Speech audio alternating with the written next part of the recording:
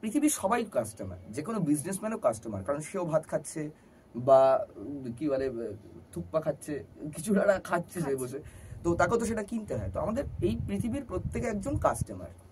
এবং আজকের দিনে যত দিন এগোচ্ছে, যত বিষয়টা ডিজিটালাইজড হচ্ছে, বিজনেস যাতে গ্রো করে তার জন্য আমাদের কাছে কিন্তু ডেটার খুব দরকার। আচ্ছা, এবার আপনি বলুন, আমার এইটুকুন জ্ঞান ছিল, এবার আবার উষসী ম্যামের কাছে ফিরে আসি। নেক্সট প্রশ্ন হচ্ছে, ম্যাম ডেটা সায়েন্স ব্যাপারটা কি? আচ্ছা, এই যে ডেটা আমরা কালেক্ট করলাম, এই ডেটা শুধু কালেক্ট করলে তো হলো না, অবভিয়াসলি হ্যাঁ। তো এবার এই ডেটাটার উপর আমাদেরকে কাজ করতে হবে। সেটা বিভিন্ন কারণে হতে পারে, যে কোনো কারণে। এবার সেই ডেটাটাকে কাজে লাগিয়ে আমরা তো কোনো একটা ডিসিশনে আসবো।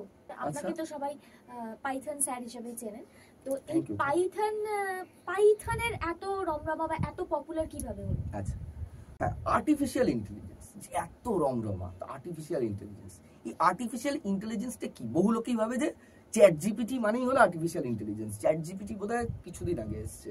অ্যাকচুয়াল আর্টিফিশিয়াল ইন্টেলিজেন্সের একটা বিশাল বড় হিস্ট্রি রয়েছে।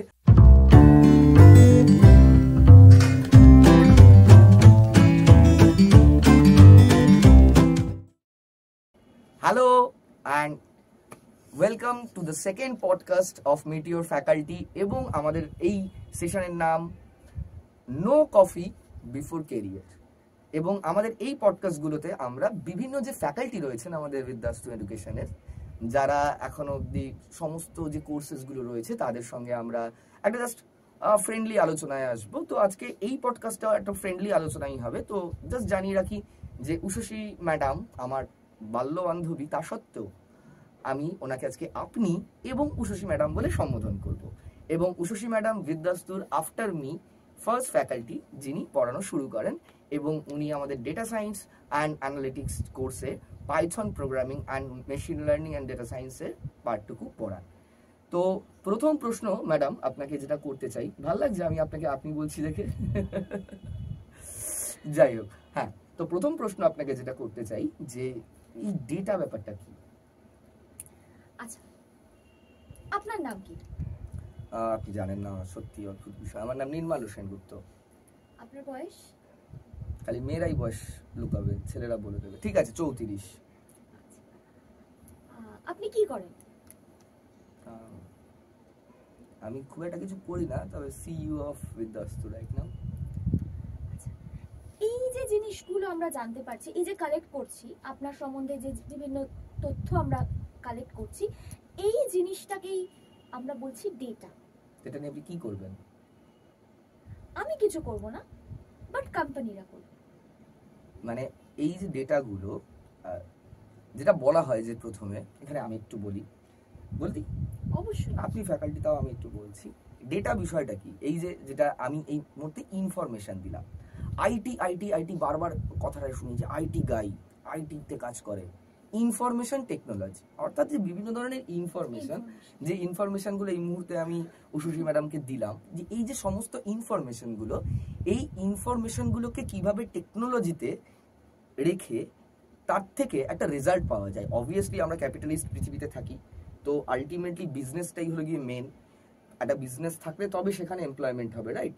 তো এবং পৃথিবীতে আমরা সবাই, প্রত্যেকটা আমরা যাই ব্যবহার করি, আজকে যে ক্যামেরাটা ব্যবহার করছি, that is also a product which we needed, right, to shoot this podcast. তো পৃথিবীর সবাই কাস্টমার, যে কোনো বিজনেসম্যানও কাস্টমার, কারণ সেও ভাত খাচ্ছে বা কি বলে থুপ্পা খাচ্ছে, কিছু একটা খাচ্ছে সে বসে, তো তাকেও তো সেটা কিনতে হয়। তো আমাদের এই পৃথিবীর প্রত্যেকে একজন কাস্টমার।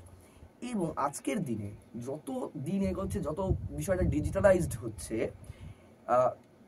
বিজনেস যাতে গ্রো করে তার জন্য আমাদের কাছে কিন্তু ডেটার খুব দরকার। আচ্ছা, এবার আপনি বলুন, আমার এইটুকুন জ্ঞান ছিল, এবার আবার উষসী ম্যামের কাছে ফিরে আসি। নেক্সট প্রশ্ন হচ্ছে, ম্যাম ডেটা সায়েন্স ব্যাপারটা কি? আচ্ছা, এই যে ডেটা আমরা কালেক্ট করলাম, এই ডেটা শুধু কালেক্ট করলে তো হলো না, অবভিয়াসলি হ্যাঁ, তো এবার এই ডেটাটার উপর আমাদেরকে কাজ করতে হবে। সেটা বিভিন্ন কারণে হতে পারে, যে কোনো কারণে। এবার সেই ডেটাটাকে কাজে লাগিয়ে আমরা তো কোনো একটা ডিসিশনে আসবো, এবং সেটার থেকে আমরা কোনো একটা ফোরকাস্টিং, এক্স্যাক্টলি এই জায়গাটায় যাব। তো এই মানে এই জায়গাটাতে আসতে গেলে তখন আমাদের ডেটা সায়েন্স এটা পুরো একটা সমুদ্র, সমুদ্র একেবারে বিভিন্ন ধরনের জিনিসপত্র হয়। আমি আগের পডকাস্টে এত কথা বলতে পারিনি কারণ এটা বলতে পারছি কারণ এটা আমার সাবজেক্ট।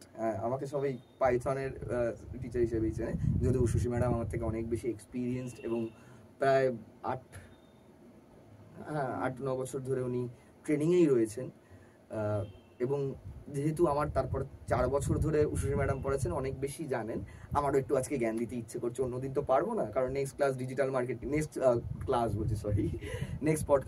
মার্কেটিং এর হবে। তো আমার অতটা জ্ঞান নেই ডিজিটাল মার্কেটিং সম্পর্কে, খুব অল্প ধারণা, প্রশ্ন উত্তর করতে পারি। তো আজকে আমি একটু উশুশী ম্যাডামকে ইন্টারাপ্ট করে আমিও একটু কথা বলবো।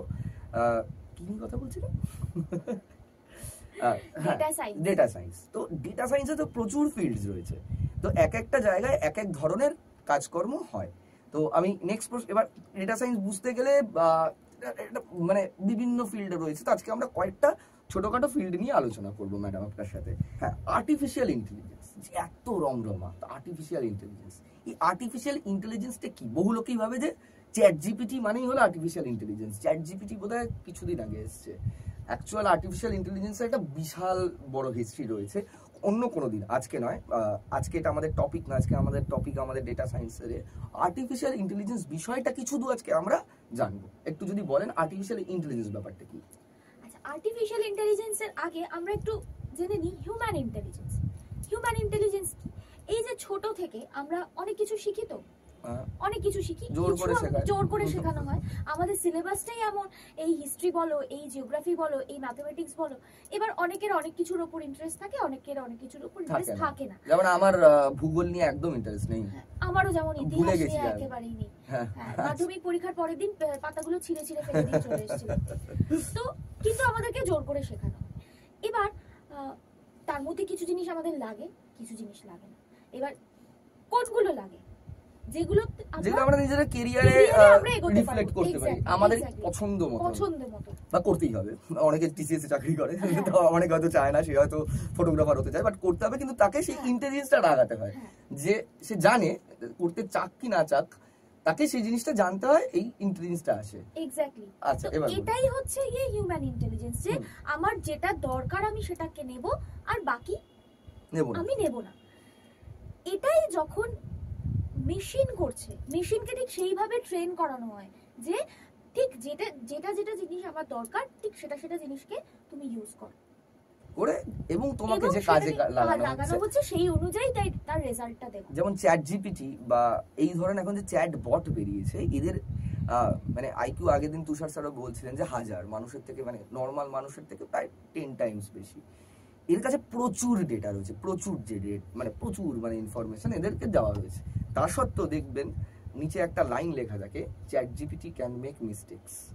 এক্স্যাক্টলি।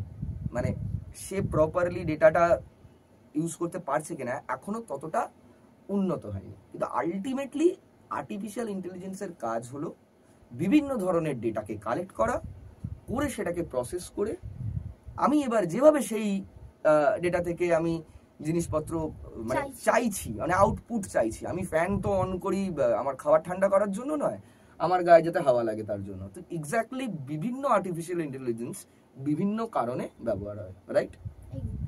তো আর্টিফিশিয়াল ইন্টেলিজেন্স সম্পর্কে আমরা আলাদা একটা টোটাল সেশন করব, সেই সময় আলোচনা হবে।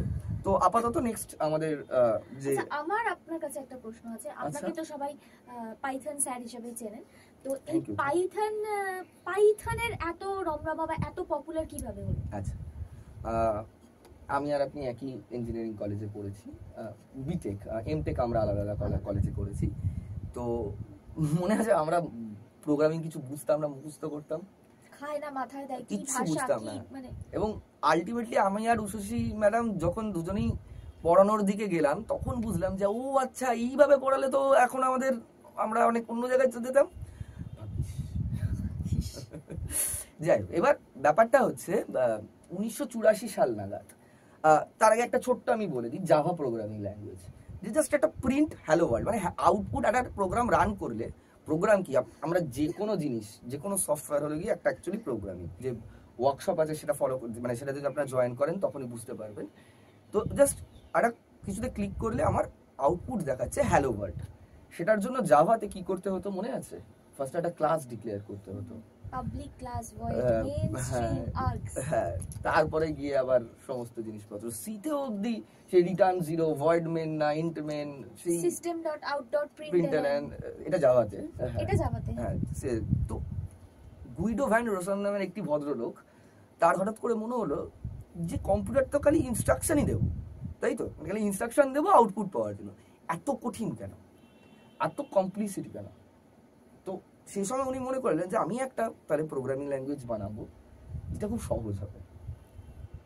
রবীন্দ্রনাথের একটা লাইন আছে, দুটো লাইন আছে আমার খুব প্রিয় দুটো লাইন, সহজ কথা কইতে আমায় কহজে, সহজ কথা বলা কি যায় সহজে, হয়তো এক্সাক্ট বলতে পারলাম না, এক্সাক্ট সহজ জিনিস পড়ানো বলুন, শেখানো বলুন, কাজ বলুন। একটা কথা আছে আইটি ফিল্ডে যে হার্ড ওয়ার্কিং না স্মার্ট ওয়ার্কিং। তো ঠিক প্রোগ্রামিং ল্যাঙ্গুয়েজের ক্ষেত্রেও পাইথন প্রোগ্রামিং ল্যাঙ্গুয়েজ প্রচন্ড smart apart from the other languages, কোনো কমপ্লিসিটি নেই।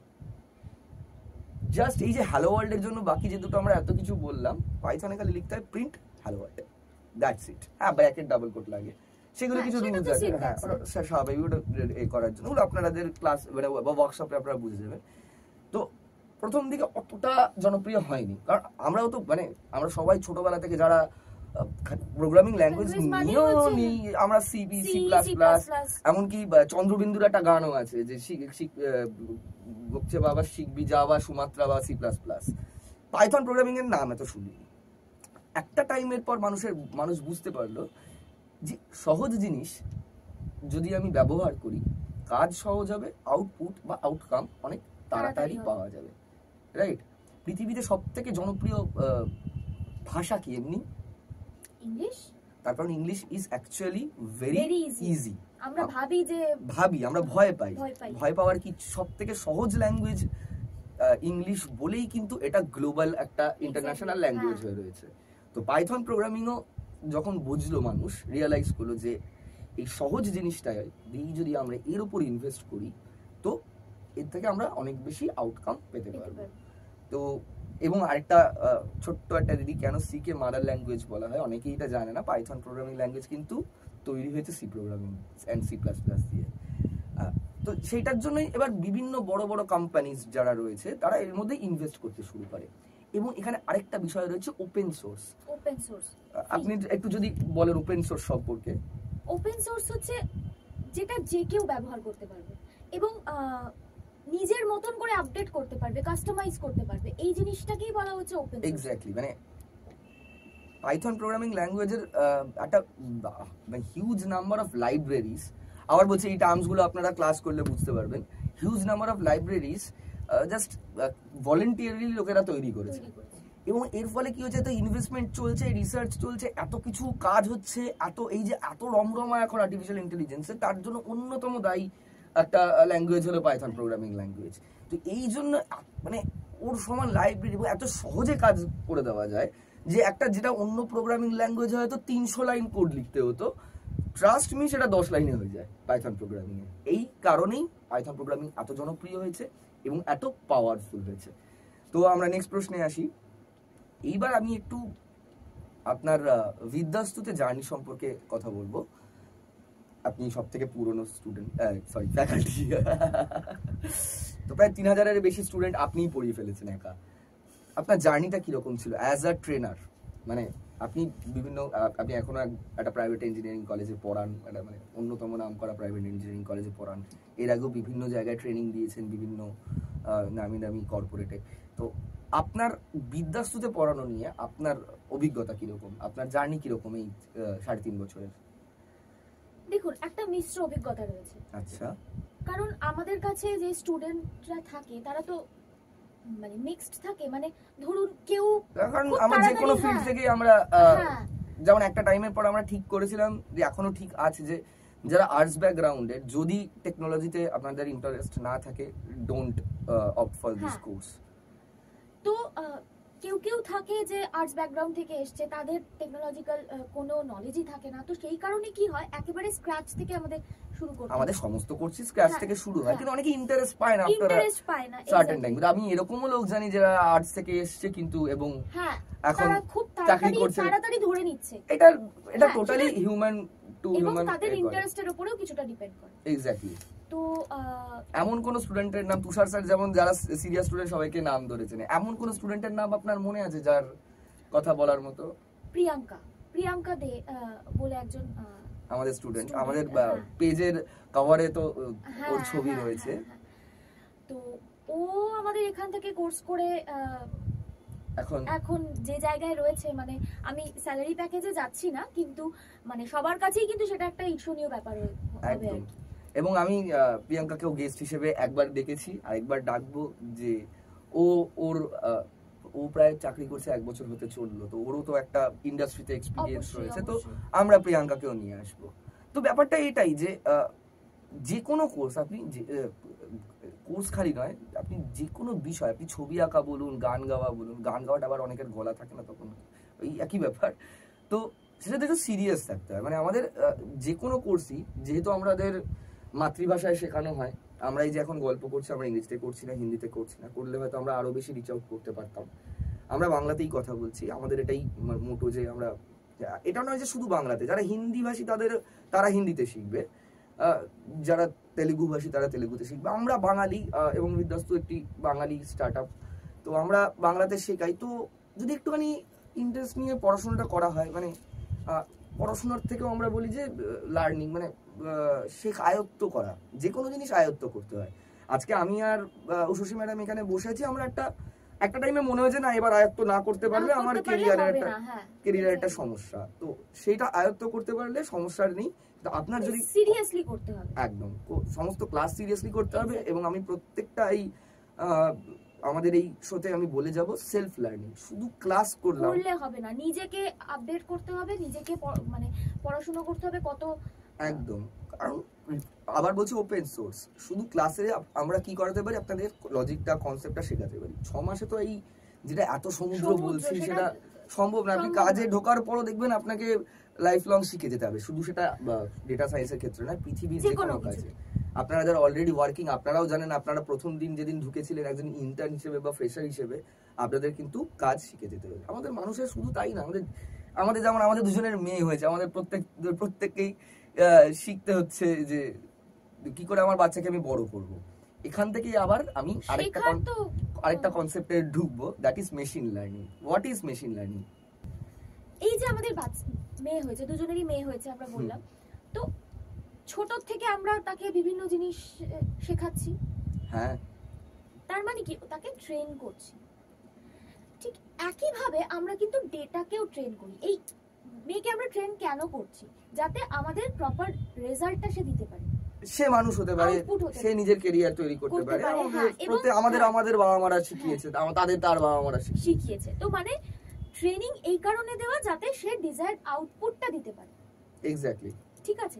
তো একই ভাবে আমরা কিন্তু ডেটাকেও ট্রেনিং দিই, মানে মেশিনকে আমরা এই ডেটাগুলো ফিড করাই মেশিনকে, করে আউটপুটটা বের করি।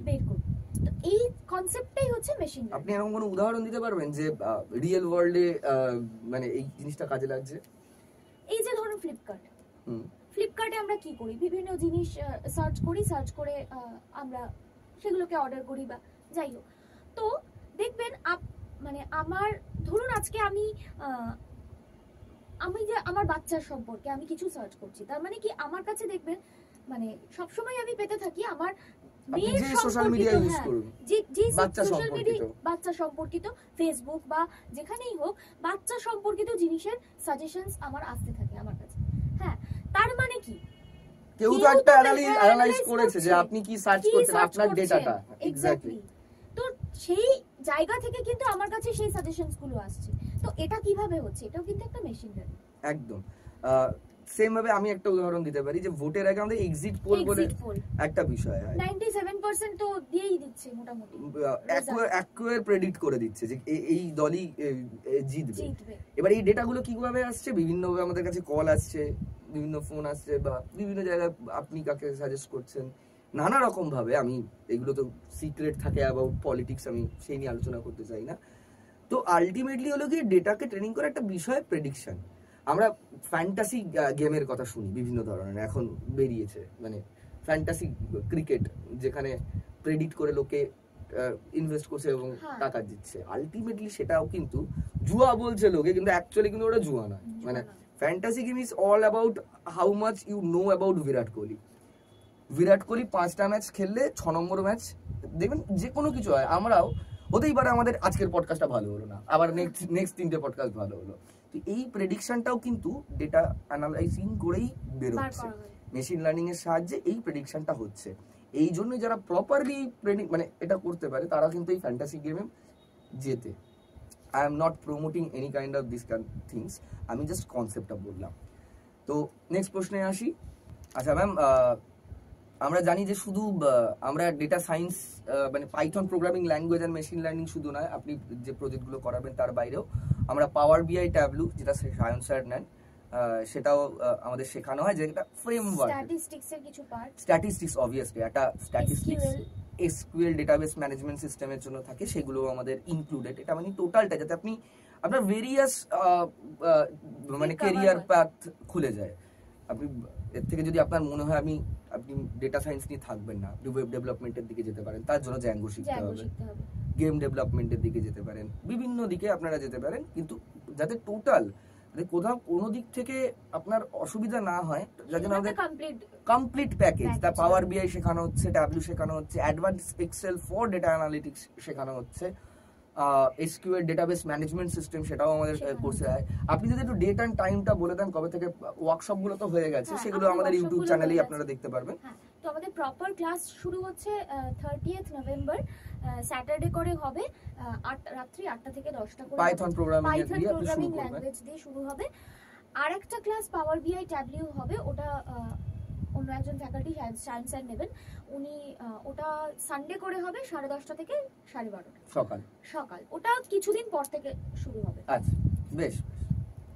আপনার যদি আমাকে আর কিছু জিজ্ঞেস করার থাকে আমাদের শেষের দিকে চলে এসেছি। হ্যাঁ, একটা প্রশ্ন আছে। আচ্ছা, সেটা হচ্ছে যে এই যে বড় বড় অনেক মানে জায়গায় আমরা দেখেছি যে এই সমস্ত কোর্সগুলো করতে কিন্তু প্রচুর টাকা নেওয়া হয়, কিন্তু বিদ্যাস্তু এত কম টাকায় করাচ্ছে কি করে? হ্যাঁ, এটা অনেকেরই প্রশ্ন থাকে, যাদের মানে লোকে বলে না যে সস্তার 3 অবস্থা, যে সস্তা হলে কোর্স নিশ্চয়ই ভালো নয়, কোয়ালিটি ভালো নয়, ইত্যাদি ইত্যাদি। বিষয়টা হচ্ছে এটা আমাদের একটা মানে আমারই একটা মোটো ছিল যে যেন অনেকের কাছে মানে সবার কাছে পৌঁছানো যায়। তো যেহেতু আমরা এখনো বুটস্ট্র্যাপ এবং আমাদের বিশাল বড় কোনো টিম নয়, কিন্তু আমি ভেরি মাচ লাকি দ্যাট আমি আমার পরিচিত বন্ধু বান্ধব এবং আমার সার্কেলের মধ্যেই এমন আপনাদেরকে খুঁজে পেয়েছি, যারা আপনারাও সেই রেমুনারেশনটাই নেন, যেই রেমুনারেশনে আমাদের পুরো এই সিস্টেমটা চলতে পারে এবং বহু মানুষের কাছে এটা আমরা সস্তায় পৌঁছতে পারি। তো এখানে কোর্স নিয়ে আপনাদের কোনো সমস্যা নেই, ঠিক যতটাই এক্সপিরিয়েন্সড আপনারা, যেখানে 1.5-2 লাখ টাকা নিচ্ছে ততটাই এক্সপিরিয়েন্সড আমাদের ম্যাডামরা। একটু একটা কথা আছে, আবার একটা প্রবাদ বাক্যে যাবো, গেও যোগী বিক পায় না। হ্যাঁ, তো অনেকেই ভাবতে পারে বাঙালি আবার কি, মানে আমরাও কাজ করছি এবং টোটাল আইটিতে স্ট্যাটিস্টিক্স একটু আপনি গুগল করে দেখতে পারবেন, একটা হিউজ অ্যামাউন্ট অফ আইটি যারা কাজ করছে তারা কিন্তু বাঙালি। তো হ্যাঁ, এবার এই যে একটা ধারণা হয়ে গেছে বাংলায় কি করে প্রোগ্রামিং শিখবে, আপনি প্রোগ্রামিংটা আপনাকে ইংরেজিতেই শিখতে হবে। এই যে আমরা কথা বলছি মাধ্যমটা, সেটা বাংলায় শিখতে কোনো অসুবিধা হয় না।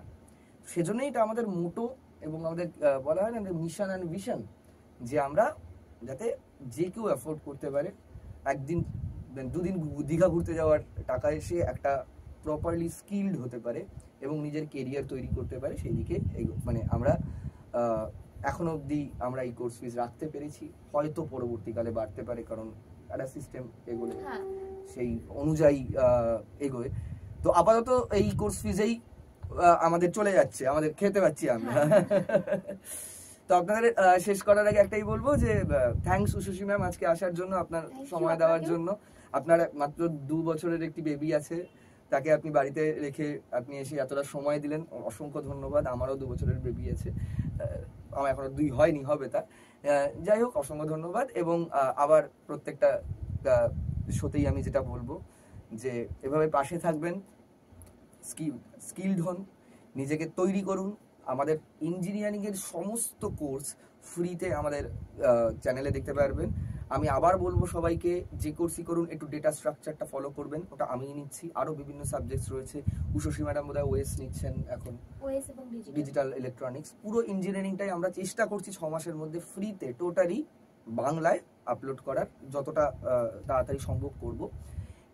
এবং যেই কোর্স, যেই স্কিলসগুলো আপনাদের জানা দরকার চাকরির ক্ষেত্রে বা কেরিয়ারের ক্ষেত্রে, বিভিন্ন ধরনের আমরা ফ্রিল্যান্সিংয়ের দিকেও আছি, সেই নিয়েও আমরা আসবো ভবিষ্যতে। তো শেষ করার আগে একটাই কথা বলে যাই যে বাঙালি বাংলায় শিখবে, বাংলায় চাকরি করবে। ধন্যবাদ।